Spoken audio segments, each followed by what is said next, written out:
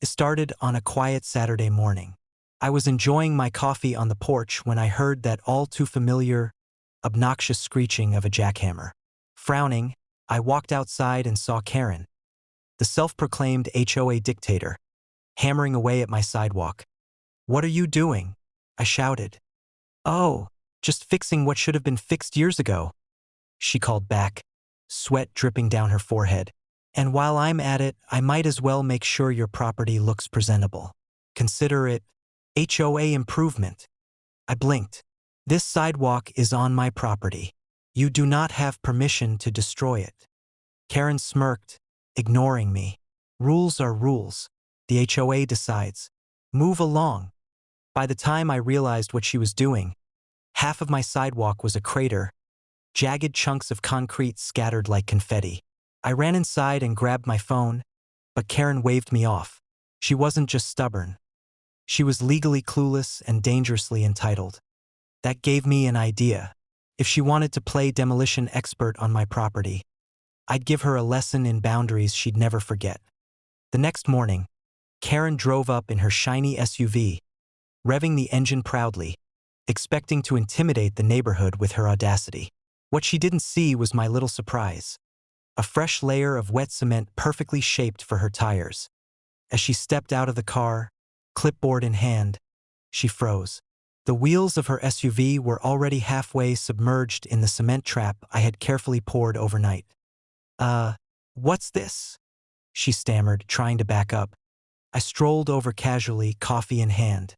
"That, Karen, is what happens when you destroy someone's property without permission. You wanted to hammer my sidewalk? I decided to return the favor, temporarily." Karen's face turned red, a mix of fury and panic. She stomped on the pavement, pressing down her foot as if sheer willpower could lift her car. Spoiler alert, it didn't work. "Move it," she screamed. "I'm the HOA president. This isn't legal." I leaned against the railing, grinning. "Actually, it's completely legal. You're trespassing, and this is private property. You tried to destroy my sidewalk. This is just a creative consequence. Plus, I made sure there's no damage to your car. Just stuck. For now." She tried calling 911, probably expecting officers to tow me off my own property. But the dispatcher politely explained that I hadn't broken any laws, and she was essentially parked in private property she didn't own. By the afternoon, Karen was still trapped. Neighbors came out to watch, some stifling laughter, others shaking their heads at her audacity. Eventually, a tow truck had to carefully extract her SUV from the cement, leaving her flustered, humiliated, and deeply aware of the power imbalance she had so carelessly ignored. From that day forward, Karen never touched my property again.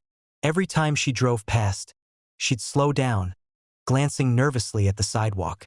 I even started joking with neighbors that if anyone else tried to repeat her stunt, the cement trap was ready to go. Sometimes, justice doesn't need a lawyer.